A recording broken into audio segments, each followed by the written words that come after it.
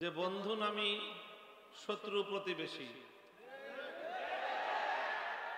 ভারতের যে দীর্ঘ শোষণ, দীর্ঘ বৈষম্য, বাংলাদেশের মাটি এবং মানুষের প্রতি তাদের বিমাতা সুলভ বৈরী আচরণের সর্বশেষ শিকার আমরা এখন আমাদের বাংলাদেশের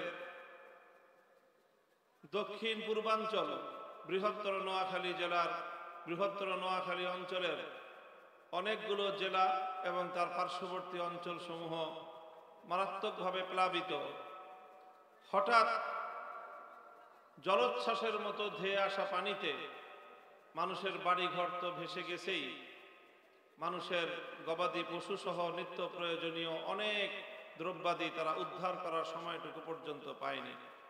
এমনকি বহু মানুষ, বৃদ্ধ এবং শিশুরা, নারী, অন্তঃসত্ত্বা নারীরা সহ অনেকে এই পানিতে তাদের প্রাণ হারিয়েছে। আল্লাহ রাব্বুল আলামিন তাদের শাহাদাতকে কবুল করেন। পানিবন্দী এই বিপুল পরিমাণ মানুষের সাহায্যার্থে বাংলাদেশের মানুষ জেগে উঠেছে। ভারত তার, আমি তো বলবো আজ্ঞাবাহী দাসী, বাংলাদেশের মানুষ যাকে এখান থেকে উৎখাত করে দিয়েছে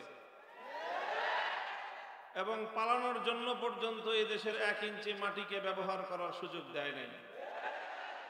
আকাশে উড়াল দিয়ে নরেন্দ্র মোদীর কোলে গিয়ে পড়েছে। এরপরে মোদী এবং তার সরকার মনে হয় এই কারণে ক্ষিপ্ত হয়ে বাংলাদেশের মানুষের কাছ থেকে প্রতিশোধ নেওয়ার জন্য পাগল প্রায় হয়ে গেছে। একতরফা ভাবে কোনো ধরনের আগাম সতর্কীকরণ ছাড়াই তারা নদীগুলোর মুখের বাঁধ খুলে দিয়ে বাংলাদেশের মানুষকে পানিতে ডুবিয়ে মারার চক্রান্ত করেছিল। মনে করেছিল এতে বাংলাদেশের মানুষ, এদেশের মুসলমান এবং এদেশের অন্যান্য ধর্মাবলম্বী মানুষের মধ্যে বিভেদ তৈরি হবে এবং মানুষ চুপসে যাবে। কিন্তু ঘটনা ঘটেছে উল্টো। তারা দেশের মানুষকে দাবায় রাখতে চেয়েছিল। এখন গোটা বাংলাদেশের মানুষ ঐক্যবদ্ধভাবে আরো বেশি জেগে উঠেছে। সারা দেশের মানুষ, বিত্তশালীরাই শুধু না, বড় লোকরাই শুধু না, দরিদ্র সাধারণ মানুষ, নিম্নবিত্ত মধ্যবিত্তের মানুষেরাও আজকে পানিবন্দী মানুষের জন্য তাদের সাহায্যের হাত বাড়িয়ে দিয়েছে। সারা দেশ আজকে একটি বিষয়ে ঐক্যমত যে আমাদের বানভাসী এই মানুষদের পাশে আমাদেরকে দাঁড়াতে হবে। অভূতপূর্ব সাড়া জাগিয়েছে এবং সবচেয়ে বড় বিষয় হলো এই প্রাকৃতিক দুর্যোগের সময় দুর্যোগ কবলিত মানুষের পাশে সকল শ্রেণী পেশার মানুষেরাই দাঁড়িয়েছে। আর তাতে উল্লেখযোগ্য পরিমাণ চোখে পড়ার মতো অংশগ্রহণ ইসলামপন্থী আলেম সমাজের।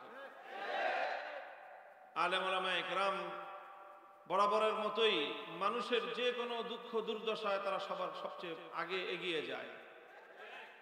আগাবে না কেন? কারণ এটা না করলে তো আসলে সত্যিকার একজন আলেম হওয়া যায় না। আমরা যেই নবীর ওয়ারিস, আমরা যেই নবীর উত্তরাধিকারী, আমাদের সেই নবীর সম্পর্কে, তার জীবনের সবচেয়ে বড় মূল্যায়নকারী, নবীজিকে যিনি সবচেয়ে ঘনিষ্ঠভাবে সবচেয়ে দীর্ঘ সময় দেখেছেন, তিনি হলেন নবীজির সহধর্মিনী, জীবন সঙ্গিনী, 25 বছরের অর্ধাঙ্গিনী উম্মুল মুমিনিন হযরত খাদিজাতুল কুবরা রাদিয়াল্লাহু তাআলা আনহা, নবীজির স্ত্রী। তিনি আল্লাহর নবীর নবুয়ত প্রাপ্তির সময়ে আল্লাহর নবী সম্পর্কে, তার ক্যারেক্টার সম্পর্কে, তার চারিত্রিক বৈশিষ্ট্য সম্পর্কে কয়েকটি মন্তব্য করেছিলেন। বুখারী শরীফ সহ সমস্ত হাদিসের কিতাবগুলোর পাতায় স্বর্ণাক্ষরে আজও সেই কথাগুলি লিপিবদ্ধ রয়েছে। তিনি বলেছিলেন, ইন্নাকা লা তাসিলুর রাহিম ওয়া তাকসিবুল মা'দুম ওয়া তাহমিলুল কাল ওয়া তুঈনু আলা নাওয়াইবিল হাক্কি ওয়াল্লাহু লা ইউখজিকাল্লাহু আবাদা।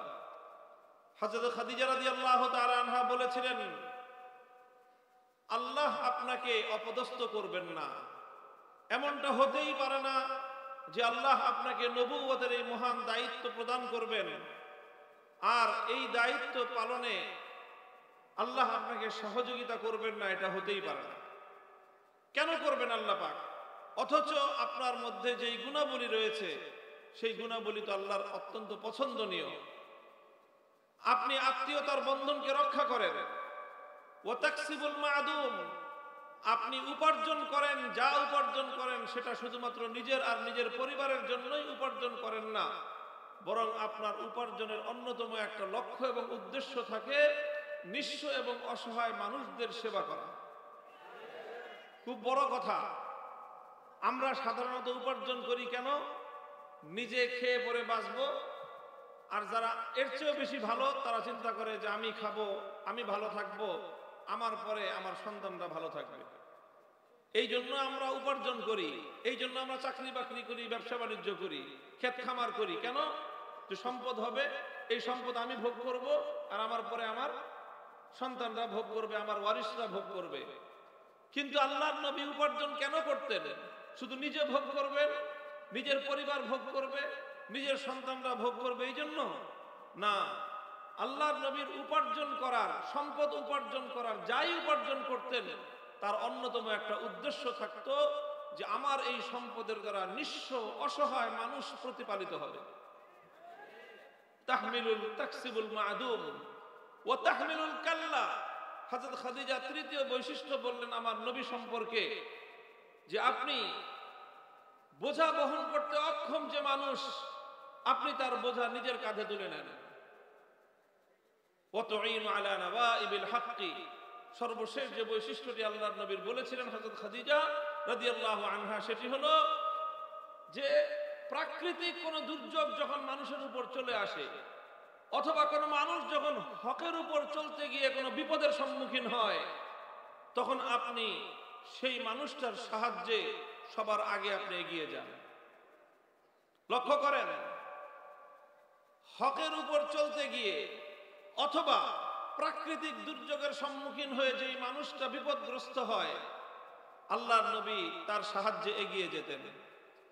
কাজেই একদিকে যারা আজকে প্রাকৃতিক দুর্যোগের শিকার, তাদের সাহায্যে এগিয়ে যাওয়া এটা আমার নবীর অনেক বড় আদর্শ।